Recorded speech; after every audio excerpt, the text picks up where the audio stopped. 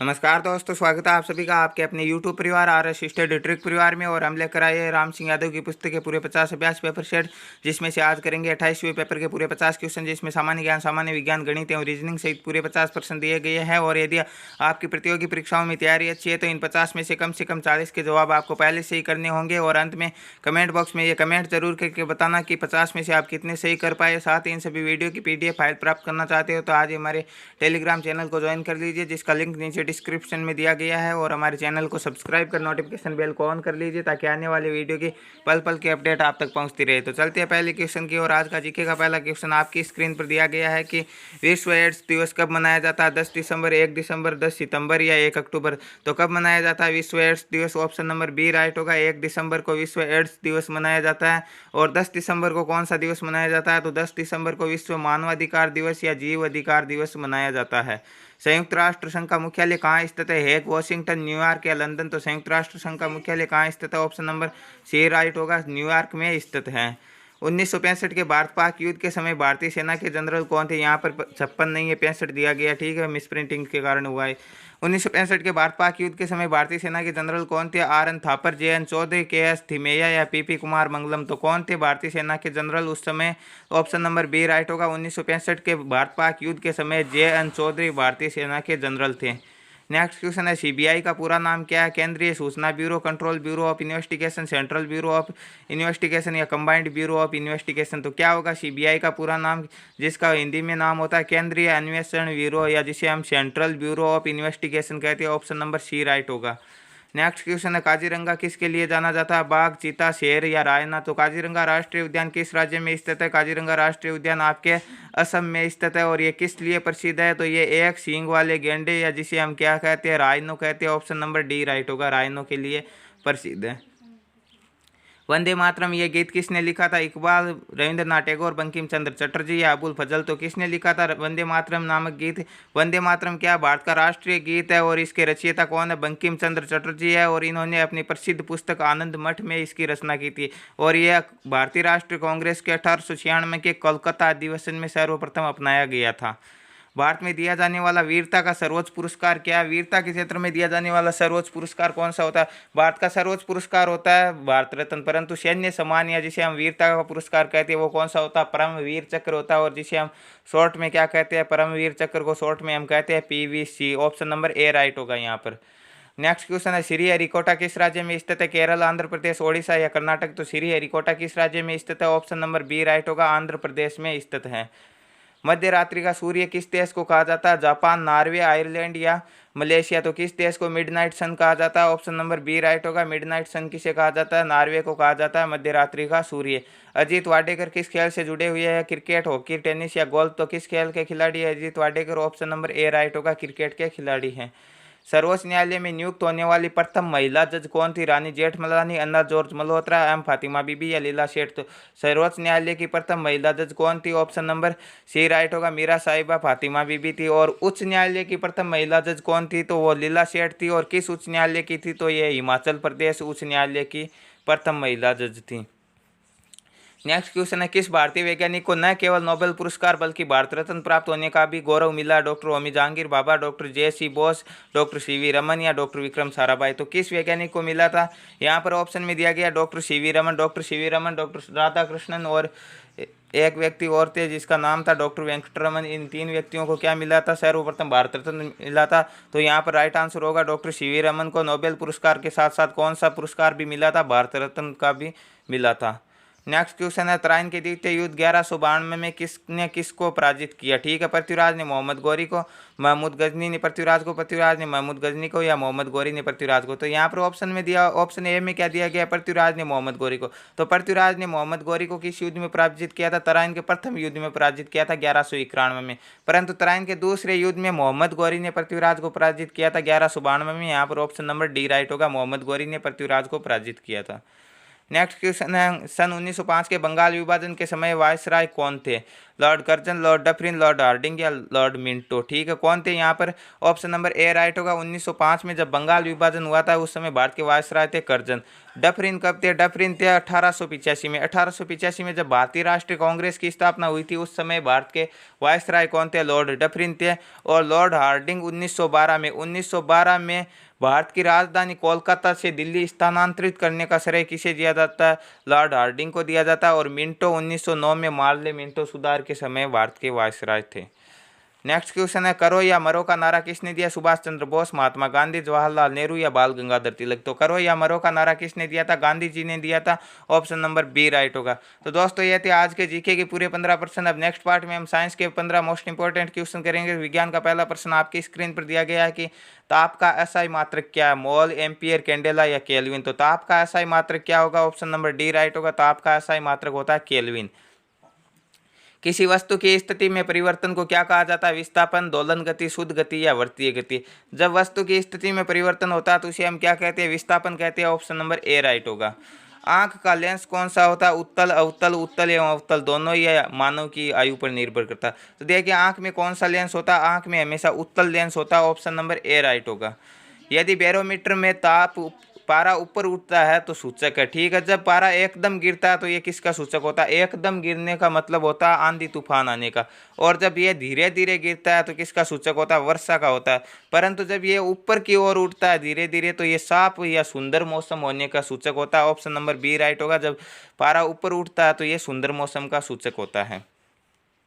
Ethanol का रासायनिक सूत्र क्या होता है? CHCl3, C2H5OH, CH3OH या CH4OH? तो क्या होगा एथेनॉल का रासायनिक सूत्र? ऑप्शन नंबर बी राइट होगा। C2H5OH होगा। नेक्स्ट क्वेश्चन है, समीकरण में अक्स का मान क्या है? देखिए यहाँ पर सोडियम कार्बोनेट की अभिक्रिया करवाई गई है किससे? हाइड्रोक्लोरिक अम्ल से। और जब सोडियम कार्बोनेट को हाइड्रोक्लोरिक अम्ल के साथ अभिक्रिया करवाते हैं तो क्या बनता है हमारे पास? एक तो नमक बनता है और क्या बनता है? नमक, कार्बन डाइऑक्साइड और जल बनता है। तो यहाँ पर क्या आना चाहिए? NaCl। परंतु इस समीकरण को संतुलित करने के लिए हमें क्या करना पड़ेगा? यहाँ पर देखिए सोडियम के भी 2 अणु हैं और आपके क्लोरीन के भी 2 अणु हैं। तो यहाँ पर हमें क्या लगाना पड़ेगा? 2 लगाना पड़ेगा। तो सोडियम के भी 2 और क्लोरीन के भी 2। तो यहाँ पर क्या हो जाएगा? ऑप्शन नंबर बी राइट होगा। 2NaCl होगा, न कि NaCl या 3NaCl। ये दोनों क्या हो जाएंगे? गलत हो जाएंगे। समीकरण संतुलित करने के लिए 2NaCl होगा। नेक्स्ट क्वेश्चन है, आलू पौधे का क्या होता है? जड़, तना, फूल या फल? तो क्या होता है आलू पौधे का? ऑप्शन नंबर बी राइट होगा। आलू पौधे का हमेशा तना होता है। शिशु के विकास के लिए सबसे आवश्यक तत्व कौन सा होता है? विटामिन B12, प्रोटीन, वसा या कार्बोहाइड्रेट? तो शिशु के विकास के लिए सर्वाधिक आवश्यक तत्व होता है वो प्रोटीन होता है। नेक्स्ट क्वेश्चन है, एक स्थायी वस्तु में क्या होती है? वेग, संवेग, त्वरण या ऊर्जा? तो एक स्थायी वस्तु में हमेशा ऊर्जा होती है। ऑप्शन नंबर डी राइट होगा। नेक्स्ट क्वेश्चन, कौन सा विटामिन गर्म होने पर नष्ट हो जाता है? Vitamin C, vitamin D, vitamin E या विटामिन A? तो जो विटामिन खट्टे फलों से प्राप्त होता है वो गर्म होने पर नष्ट हो जाता है। और खट्टे फलों से कौन सा विटामिन प्राप्त होता है? विटामिन C प्राप्त होता है। ऑप्शन नंबर ए राइट होगा यहाँ पर। अर्जेंटाइन किसका आयस्क है? एल्यूमिनियम, तांबा, सोना या चांदी? तो किसका आयस्क होगा? अर्जेंटाइन, जिसे हम Ag कहते हैं, किसका आयस्क है? चांदी का आयस्क है। ऑप्शन नंबर डी राइट होगा। नेक्स्ट क्वेश्चन है, कौन सा रक्त समूह सर्वत्र ग्राही होता है? O, AB पॉजिटिव, A या E? तो AB पॉजिटिव सर्वत्र ग्राही होता है और O सर्वदाता होता है। यहाँ पर ऑप्शन नंबर बी राइट होगा। TNT, यहाँ पर KNT नहीं है। TNT विस्फोटक किससे बनाया जाता है? थैलिक अम्ल, टॉल्यूइन, थोरियम या फिनॉल? तो किससे बनाया जाता है TNT विस्फोटक? टॉल्यूइन से बनाया जाता है। ऑप्शन नंबर बी राइट होगा। नेक्स्ट क्वेश्चन है, मार्स गैस का मुख्य भाग क्या होता है? मार्स गैस का मुख्य भाग होता है हमेशा क्या होता है? मीथेन होता है, जिसे हम CH4 से दर्शाते हैं। ऑप्शन नंबर ए राइट होगा। घरों में विद्युत धारा कितने वोल्ट की होती है? 220 वोल्ट, 200 वोल्ट, 440 वोल्ट या 110 वोल्ट? तो घरों में विद्युत धारा कितने वोल्ट की होती है? ऑप्शन नंबर ए राइट होगा। 220 वोल्ट की होती है। तो दोस्तों ये थे आज के साइंस के 15 क्वेश्चन। अब नेक्स्ट पार्ट में हम करेंगे मैथ के 15 क्वेश्चन। गणित का पहला प्रश्न आपकी स्क्रीन पर दिया गया कि 2 टेबल व 3 कुर्सी का मूल्य 7000 है, 3 टेबल व 2 कुर्सी का मूल्य 8000 है। तो एक टेबल का मूल्य क्या होगा? ठीक है, तो मान लिया हम टेबल को दर्शा देंगे अक्ष से। तो 2 टेबल है तो 2 अक्ष, प्लस 3 कुर्सी है तो 3 कुर्सी को दर्शा देंगे वाई से। बराबर दिया गया 7000। ठीक है, अब नेक्स्ट पार्ट में दिया गया है कि 3 टेबल दी गई है तो 3 अक्ष और 2 कुर्सी दी गई है तो 2 वाई। बराबर क्या दिया गया, बराबर दिया गया 8000। ठीक है, अब इस समीकरण में हमें क्या करना, समीकरण में हमें अक्स का मान ज्ञात करना है, टेबल का मान ज्ञात करना है। तो हमें y को किसी तरह बराबर करके कैंसिल करना है। y को बराबर करने के लिए हम क्या करेंगे, ऊपर वाले समीकरण को 2 से गुणा करवा देंगे, या 2 दिया गया, और नीचे वाले समीकरण को इस 3 से गुणा करवा देंगे। देखिए किस प्रकार करवाएंगे, इस पूरे समीकरण को 2 से गुणा करवाएंगे तो कितना आ जाएगा, 2 दूने 4x प्लस के 3 दूने 6y बराबर 7000 का दुगुना कितना हो जाएगा, 14000। ठीक है, और नीचे वाला समीकरण कितना आ जाएगा, नीचे वाले को 3 से गुणा कराएंगे तो 3 को 3 से गुणा करवाया तो 9x प्लस के इस 2 को 3 से करवाया तो 6y बराबर 8 को 3 से करवाया तो कितना आ जाएगा, 24000। ठीक है, तो अब हमारे पास दो नए समीकरण आ गए। एक तो क्या आ गया, 9x प्लस के 6y बराबर आ जाएगा 24000। ठीक है, और एक ऊपर वाला क्या आया था, ऊपर वाला आया था हमारे पास 4x प्लस के 6y बराबर आया था 14000। यह समीकरण आया था। अब इसमें y इसमें भी बराबर है, इसमें भी बराबर है, तो इसे कैंसिल कर दो। कैंसिल किस प्रकार करेंगे, ऊपर वाले में से नीचे वाले को घटा देंगे, तो चिन्ह चेंज कर दो, ये भी माइनस का, ये भी माइनस का, ये भी माइनस का। 6y से 6y कैंसिल, 9 में से 4 घटाएंगे तो कितने बचेंगे, 5x बराबर 24 में से 14 घटाएंगे तो कितने बचेंगे, 10000। तो x बराबर कितना आ जाएगा, 10000 में 5 का भाग देंगे तो कितना आएगा, 2000। तो एक टेबल का कितना मूल्य होगा, एक टेबल का मूल्य होगा 2000। ऑप्शन नंबर बी राइट होगा यहाँ पर। नेक्स्ट क्वेश्चन है कि यहाँ पर देखिए 2 की घात 3 दी गई है, फिर 3 की घात 2 दी गई। एक तो इस प्रकार दिया गया आपका 2 की घात 3 और इस 3 की घात 2, और एक इस प्रकार दिया गया कि 2 की घात 2 और कोष्टक से बाहर 3 दी। यदि कोष्टक के बाहर और अंदर होता है तो इस ऐसी स्थिति में हम क्या करेंगे, घातों को गुणा करवा देंगे। 2 की घात कितनी आ जाएगी, इसमें तो 6 आ जाएगी। ठीक है, परंतु यहाँ पर कितनी आएगी, यहाँ पर 3 की घात 2, मतलब 3 की घात 2 का मतलब कितना होता है, 9 होता है, 3 × 3। तो 2 की घात 9 भाग देना इसमें 2 की घात 6 का। जब हम भाग देते हैं और आधार समान होता है तो हम क्या करते हैं, घातों को आपस में घटा देते हैं, तो कितना हो जाएंगे, 9 में से 6 घटेगी तो कितने बचेगी, 3 बचेगी। 2 की घात 3 का मान कितना होगा, 8 होगा। ऑप्शन नंबर बी राइट होगा यहाँ पर।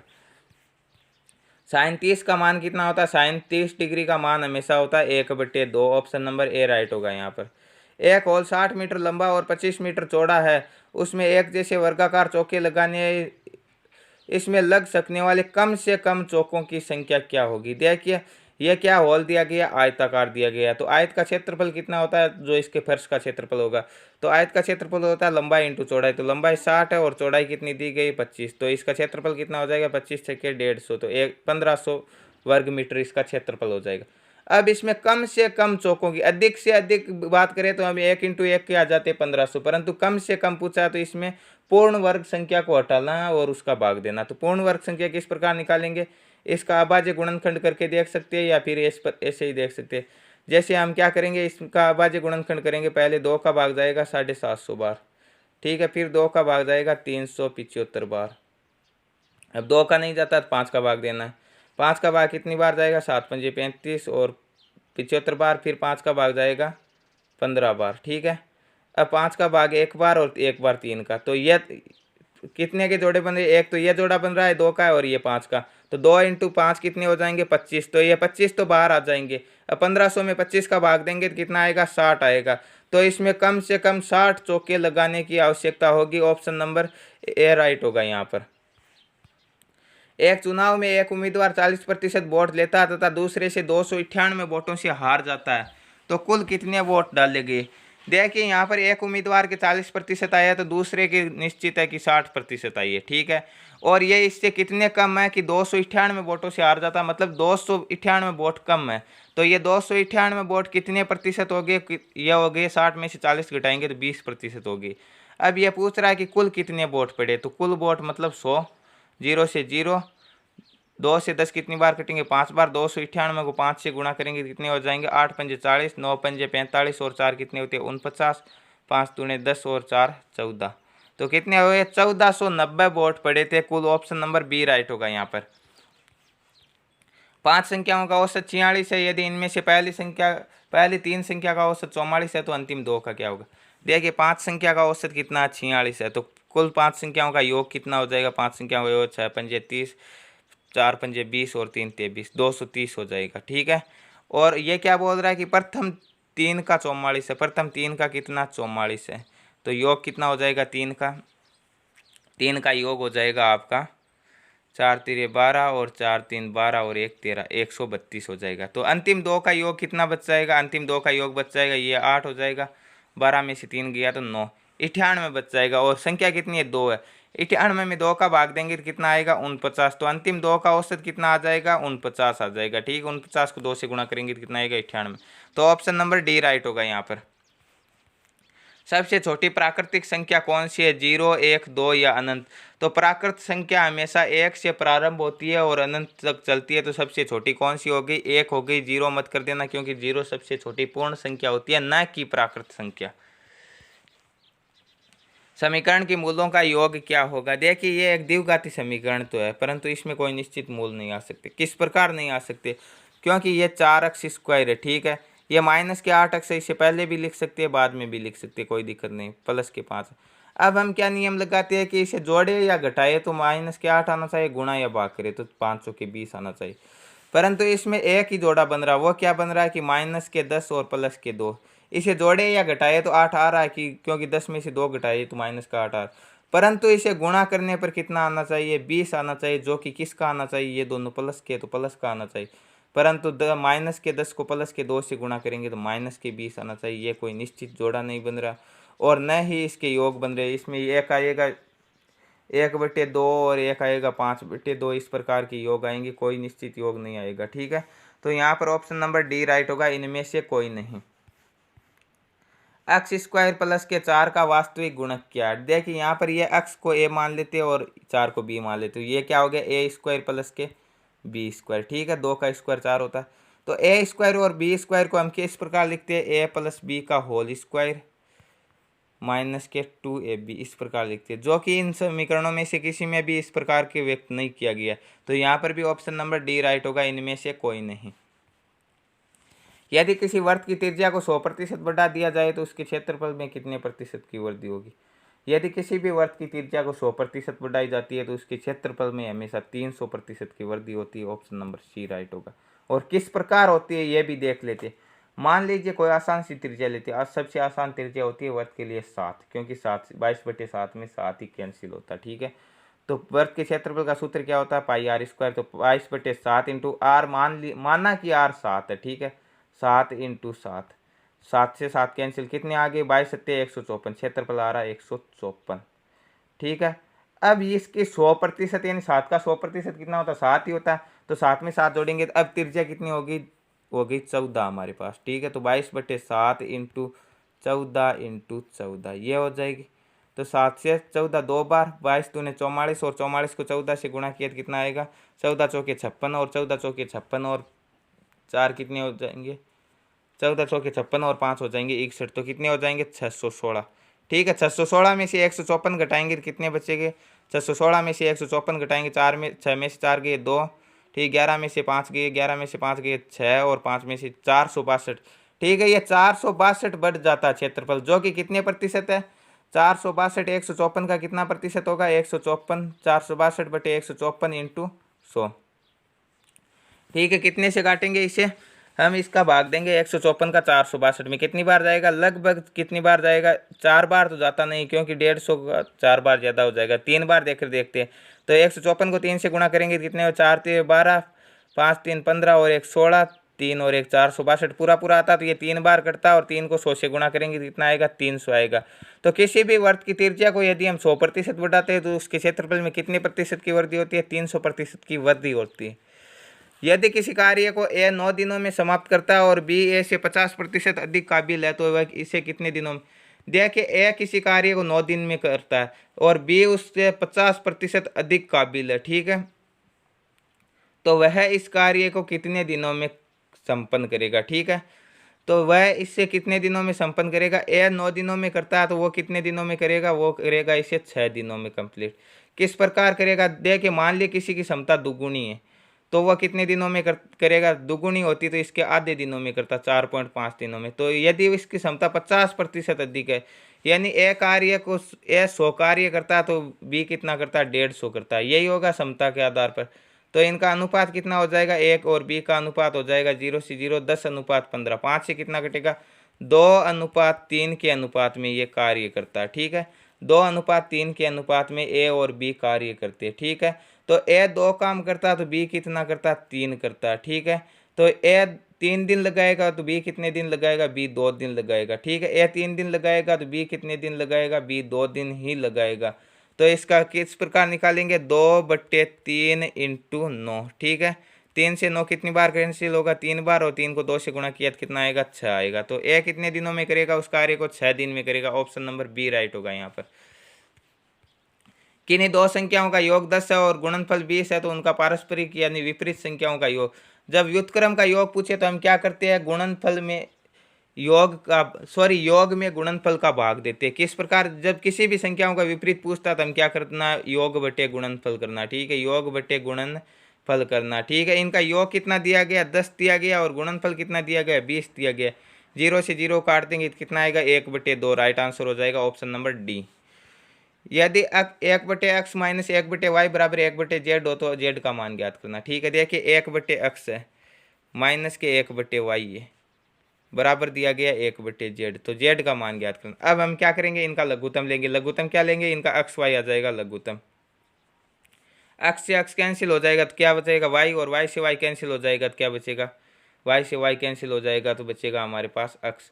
तो y माइनस x बराबर 1/z, तो z बराबर क्या हो जाएगा, इनका वज्र गुणा करवा देंगे। ठीक है, वज्र गुणा किस प्रकार करवाएंगे, वज्र गुणा करवाएंगे तो इधर आ जाएगा z y माइनस के x बराबर क्या आ जाएगा, एक्स वाई को 1 से गुणा करेंगे तो एक्स वाई आ जाएगा। ठीक है, तो जेड बराबर क्या आ जाएगा, ये इस और गुणा में पक्षांतरण करेंगे क्या आ जाएगा, एक्स वाई बटे y minus k x, x y बटे y minus k x. Option number C right होगा यहाँ पर। पहले 10 प्राकृतिक संख्याओं के वर्गों का योग कितना होगा। प्राकृतिक संख्याओं के वर्गों का योग का सूत्र क्या होता है, n into n plus 1, next हो जाएगा 2n प्लस के 1 बट्टे कितना हो जाएगा, 6 हो जाएगा। ठीक है, तो n का मान कितना होता है, प्रथम 10 पूछ रहा है तो 10 इंटू 10 प्लस के 1, और 2n का मतलब हो जाएगा 2 इंटू 10 प्लस के 1 बट्टे कितना हो जाएगा, 6 हो जाएगा। तो कितना आएगा, 10 इंटू 10 और 1 कितना होगा, 11 इंटू 2 दूनी 10 दूनी 20 और 1 कितना होगा, 21/6। अब इन्हें काट लो, 2 से 5 बार, 2 से 3 बार, 3 से 7 बार। ठीक है, 11 सत्ते कितने होते हैं, 77, और 77 को 5 से गुणा किया, 5 सत्ते 35, और 3 कितने होंगे, 38, 385। Right answer option number D होगा यहाँ पर। नेक्स्ट क्वेश्चन है, यदि किन्हीं दो त्रिभुजों के क्षेत्रफल समान है तो उन्हें क्या कहते हैं। जब दो त्रिभुजों का क्षेत्रफल समान होता है तो इन्हें क्या कहेंगे, हम समभुज त्रिभुज कहेंगे। ऑप्शन नंबर सी राइट होगा। तो यह थे आज के गणित के 15 क्वेश्चन। अब नेक्स्ट पार्ट में 5 मोस्ट इंपॉर्टेंट रीजनिंग के क्वेश्चन करेंगे। रीजनिंग का पहला क्वेश्चन आपकी स्क्रीन पर दिया गया है कि 7, 12, 19, 28, 39 आगे की संख्या पूछ रहा है। तो अंतर देखना, 7 और 12 में कितने का अंतर है, 5 का। 12 और 19 में 7 का अंतर है। 19 और 28 में 9 का अंतर है। 28 और 39 में 11 का अंतर, यानी सम संख्याओं का अंतर चल रहा है। तो आगे कौन सी संख्या का अंतर होगा, 13 का अंतर होगा। 39 और 13 कितनी होती है, 42 और 10 52। तो ऑप्शन नंबर ए राइट होगा यहाँ पर। आगे कौन सी संख्या आएगी, 52 आएगी। नेक्स्ट क्वेश्चन है, यदि 23 इंटू 5 बराबर 27 है, 13 इंटू 8 बराबर 20 है, 29 इंटू 6 बराबर क्या होगा। देखिए 23 इंटू 5 है, यहाँ पर 27 किस प्रकार किया गया, जैसे 23 में 5 जोड़े तो हमारे पास कितना आता है, 28 आता है, और 28 में से 1 घटाए तो कितना आता है, 27 आता है। आगे वाले में ये लॉजिक लगता है। 13 में 8 जोड़े तो कितना आता है, 21 आता है, और 21 में से 1 घटाए तो कितना आता है, 20 आता है। तो लॉजिक तो सही है। 29 में 6 जोड़ेंगे तो कितना आएगा, 35, और 35 में से 1 घटाएंगे तो कितने आएंगे, 34 आएंगे। ऑप्शन नंबर बी राइट होगा यहाँ पर। दया का एक भाई अनिल है, यानी ये प्रश्न में क्या कह रहा है कि दया और अनिल भाई भाई है। ठीक है, दया चंद्रा का पुत्र है, दया चंद्रा का पुत्र है, तो अनिल भी क्या चंद्रा का पुत्र है। तो दया और अनिल के पिता कौन हो गए, चंद्रा हो गए, ये निश्चित हो गए। विमान चंद्रा के पिता, विमान चंद्रा के पिता, तो दया और अनिल के क्या हो गए, दादा हो गए, क्योंकि चंद्रा दया और अनिल का पिता। तो दया और अनिल विमान के क्या हो गए, पोते हो गए। तो रिश्ते में अनिल विमान का क्या लगता है, पोता यानी पौत्र लगता है। ऑप्शन नंबर बी राइट होगा यहाँ पर। यदि RECESSION के लिए सांकेतिक भाषा में एक शब्द दिया गया, आगे इकोनॉमिक के लिए वही शब्द पूछा। ठीक है, तो यह शब्द किस प्रकार दिया गया, यह हमें देखना है। तो यहाँ पर देखिए RECESSION, तो इसके लिए क्या लिखा, RE का पहले लिखा ER उल्टा लिखा 2 अंकों का, फिर CE का लिखा गया EC। ठीक है, यहाँ तक उल्टा लिखा गया, फिर आगे वाला एक अंक हूबहू लिखा गया S, फिर SI का लिखा गया IS, फिर ON का लिखा गया NO। ठीक है, इस प्रकार। तो इस आगे वाले में भी हम ऐसे लिखेंगे, ई सी का क्या करेंगे, सी ई कर देंगे, ठीक है। ओ एन का क्या कर देंगे, एन ओ कर देंगे। ओ को हम हु बहू लिखेंगे, एम आई का लिख देंगे आई एम, और सी एस का क्या लिख देंगे, एस सी लिख देंगे। तो C E N double O I M S C, C E N double O I M S C, option number C right होगा यहाँ पर। नेक्स्ट क्वेश्चन, एक प्रश्न में एक शब्द देकर 4 अन्य शब्द दिए गए और एक शब्द इन अक्षरों द्वारा बनाया जा सकता है, वह शब्द पहचानना। तो यहाँ पर एक शब्द दिया गया और इनमें 4 शब्द। यहाँ पर पहला शब्द दिया गया करेक्शन, ठीक है, क्रिएशन दिया गया, सी भी इसमें है, देखिए सी भी है, आर भी है, ई नहीं है, देखिए इस पूरे शब्द में ई नहीं दिया गया, तो ये तो नहीं बन सकता, और एन भी नहीं है, तो ये तो नहीं। S T A T I C, S भी है, टी भी है, ए भी है, टी आई सी आगे दिया गया, ठीक है, तो ये बन सकता है, ऑप्शन नंबर बी राइट होगा। परंतु आगे वाले देखते ही, इसमें ई है, इसमें ई नहीं है, इसमें भी ई है और इसमें नहीं है, तो यहाँ पर ऑप्शन नंबर बी ही राइट होगा कि बी को नहीं बनाया जा सकता, स्टैटिक बनाया जा सकता है एक शब्द, बाकी कोई भी शब्द नहीं बनाए जा सकते। तो दोस्तों ये थे आज के पेपर के पूरे 50 क्वेश्चन, और नेक्स्ट पेपर में हम करेंगे 29 नंबर पेपर के पूरे 50 क्वेश्चन, और ये सीरीज पूरे 50 पेपर सेट तक चलती रहेगी। तो रोजाना समय पर वीडियो पाने के लिए चैनल को सब्सक्राइब कर लीजिए तथा नोटिफिकेशन बेल को ऑन कर लीजिए, ताकि आने वाली वीडियो की पल पल की अपडेट आप तक पहुंचती रहे। तो मिलते हैं नेक्स्ट वीडियो में, तब तक के लिए थैंक यू, धन्यवाद।